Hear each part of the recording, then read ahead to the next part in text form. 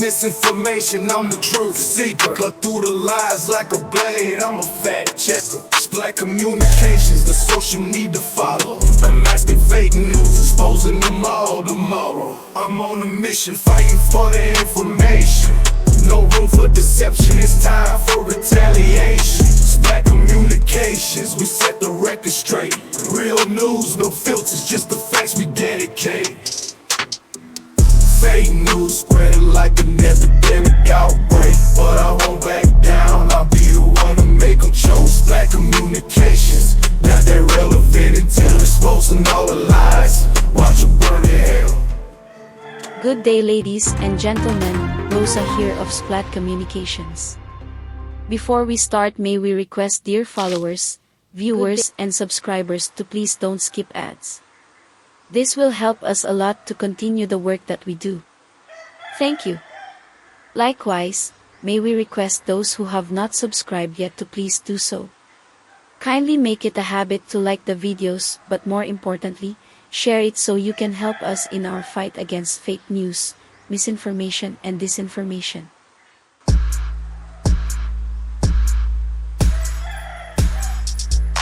Magandang araw po sa lahat, wina po ito ng Splat Communications. Atin pong tatalakayin ay ang dalawang mahalagang bagay. Una, ang patunay na matagal nang magkakilala si dating Pangulong Duterte at Mayor Alice Go ng Bamban Tarlac. Ikalawa, ang koneksyon ng dating administrasyon sa Pogo Hub ng Bamban at Porac. Sa naganap na investigasyon ng Senado tungkol sa Bamban Pogo Hub, lumutang ang pangalan ni Mayor Alice Go ng Bamban Tarlac. Ibinunyag niya sa kanyang pahayag na nakatanggap siya ng tulong mula sa dating administrasyon ni Pangulong Rodrigo Duterte upang mahalal bilang alkalde noong 2022. Bagamat kanyang itinanggi ang anumang koneksyon sa operasyon ng Pogo sa kanyang nasasakupan, ang mga karagdagang investigasyon ay nagpapakita ng kabaliktaran. Isang viral na larawan ang kumalat sa social media na nagpapakita kay Mayor Alice Go kasama si dating Pangulong Duterte at ilang iba pang individual. Ang larawang ito ay kinunan sa isang bahay na hindi agad natukoy, ngunit may makikitang orasan at mga larawan sa likuran. Mayroon ding larawan na silang dalawa lamang ang magkasama, na nagpapakita na ang mga ito ay kuha sa parehong araw.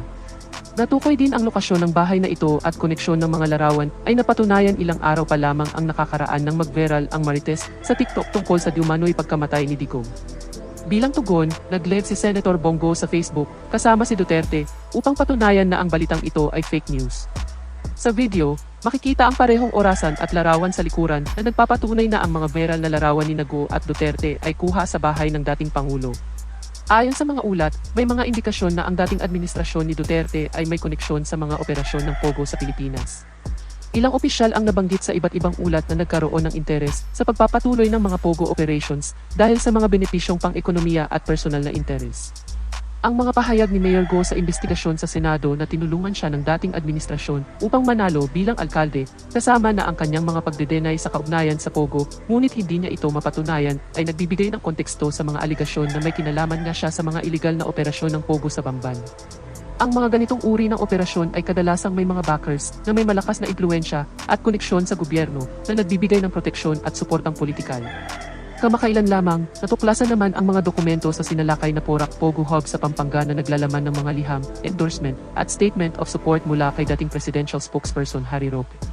Sa kanyang paglilinaw, inamin ni Roque na ang kanyang dating chief of staff ay kasakasama niya sa mga biyahe dahil sa kanyang medikal na kondisyon. Ngunit, ang nasabing staff ay tila walang edukasyon o karanasan bilang caregiver. Base sa mga pahayagan, siya ay isang nanalong contestant sa 2015 Misters of Filipinas at naging representante sa Mr. Supranational sa Poland noong 2016. Ang pagkakakita ng mga dokumentong ito sa Porac Pogo Hub ay nagdudulot ng mas maraming katanungan. Sinabi ni Roque na baka nangupahan lamang ang kanyang dating staff sa lugar, ngunit kilala ang mga Pogo Hub sa kanilang mahigpit na seguridad at hindi basta-basta nakakapaglabas-pasok ang hindi empleyado ng hub. Ginamit ba ni Roque ang kanyang impluensya bilang presidential spokesperson noong panahon ng dating administrasyon upang maipasok ng trabaho ang kanyang dating chief of staff sa Porac Pogo Hub bago sila mawala sa posisyon? Ang mga kaganapang ito ay nagpapakita ng posibleng malalim na koneksyon sa pagitan ng dating administrasyon at ang mga lokal na opisyal na may kinalaman sa iligal na aktibidad. Ang pagkakadawit ni Mayor Alice Go sa mga operasyon ng Pogo, kasama ng kanyang koneksyon kay Duterte, ay nagdudulot ng seryosong katanungan tungkol sa integridad at kalinisan sa tinagurian ng mga fanatic na Duterte Die Hard supporters, nilimbag mula at sanitized version ng Davao Death Squad na Best President. Ang bagong ebidensya ba mula sa Porac Pogo Hub ay nagpapalalim ng hinala na ang dating administrasyong Duterte ay may direktang kinalaman sa pagpapatuloy ng mga iligal na operasyon ng Pogo sa bansa. Ang koneksyon ni Mayor Alice Guo kay dating Pangulong Rodrigo Duterte at ang posibleng kaugnayan sa mga iligal na operasyon ng Pogo ay isang seryosong issue na kinakailangang masusing imbestigahan. Ang pagkakatuklas ng mga dokumento na nag-uugnay kay Harry Roque sa Porac Pogo Hub ay nagdadagdag ng bagong layer sa kontrobersya. Mahalaga na ang publiko ay manatiling mapagmatsyag at mag-demand ng transparency at accountability mula sa mga taong nabanggit. Ang mga investigasyong ito ay hindi lamang usapin ng lokal na pamahalaan ng Bamban at Porac, kundi pati na rin ng pambansang soberanya at integridad ng buong bansa. Inuulit po namin na hindi namin inaakusahan ng maling gawain ang sino man sa mga nabanggit na personalidad. Nais naming mas pagtingin pa ng pamahalaan ang investigasyon upang masagot ang aming mga katanungan. Ngayon naman po ay panoorin natin ang video courtesy ng kanyang FB page sa kanyang pagdedebug sa Marits na kamatayan ni Digong. Maraming salamat po Ferry Koy sa pagiging channel member. Shoutouts to Ramon Ramos, Estela Rosal, Jovito Garcia, Kurt Bimayakyak. In a world unfolding, where stories come alive amidst the chaos. Please support Splat Communication Channel memberships. For small amounts per month, you would be able to help us continue our fight against fake news and disinformation. We have 3 levels of memberships: Splat Beginner, Splat Intermediate Plus, and Super Splat.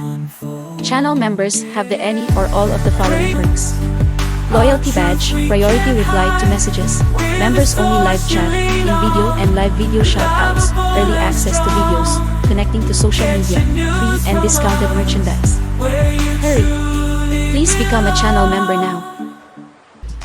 Magandang araw po sa inyo lahat, sa mga nagpapakalat sa TikTok na merong masamang balita kay former President Duterte. Hindi po yun totoo. He is live and kicking at binabati kayo. Mga kababayan ko, kumusta kayong lahat? Ako'y matanda na. At hindi natin maiwasan yung balita na ngayon nagkasakit. Wala naman akong sakit at feeling ko hindi naman ako mamatay ngayon kagad.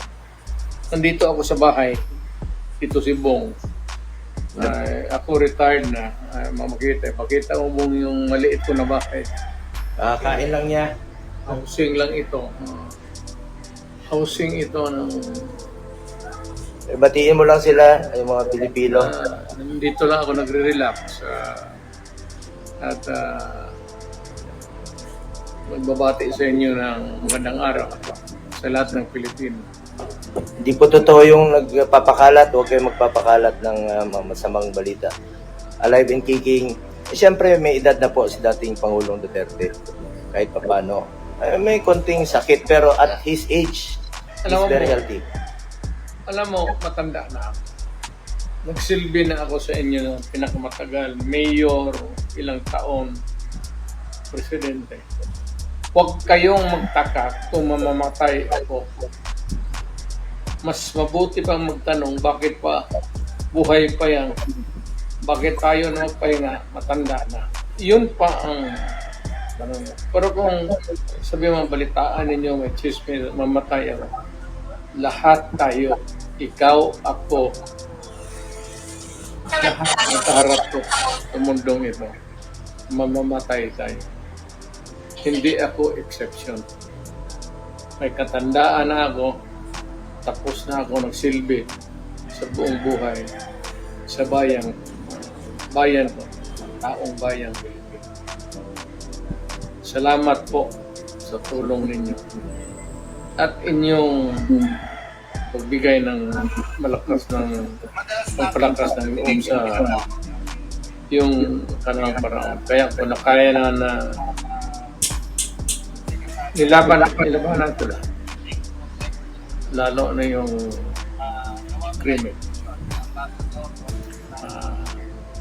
Tapos na ako, retired na ako. So, very healthy po si dating Pangulong Duterte. Ako naman, in my own small personal capacity, ang commitment ko sa kanya, lalo na sa kanyang medical, at hindi ko po pababayaan ng ating dating Pangulong Duterte sa hanggang kamatayan po ang aking commitment sa kanya, at mahal na mahal ko po siya, at parati niyang pinapaalala, just do what is right. Yan. Magtanong kayo ng anong pinaka-advice ko para sa iyo at para sa mga anak at apo ninyo. Isa lang. Gawin mo lang kung ano yung tama. Hindi mo kailangang pag-usapan eh. Alam mo dito, pati dito, kung ano ang tama. Gawin mo lang yung tama. So sa mga nagpapakalat, let's pray for former President Duterte. Okay po siya.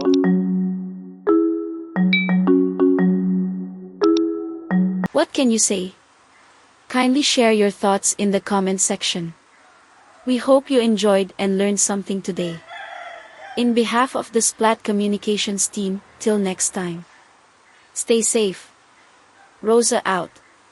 Bye. Ain't no land of misinformation, I'm the truth seeker. Cut through the lies like a blade, I'm a fact checker. Splat Communications, the social media follow. Unmasking fake news, exposing them all tomorrow. I'm on a mission, fighting for the information.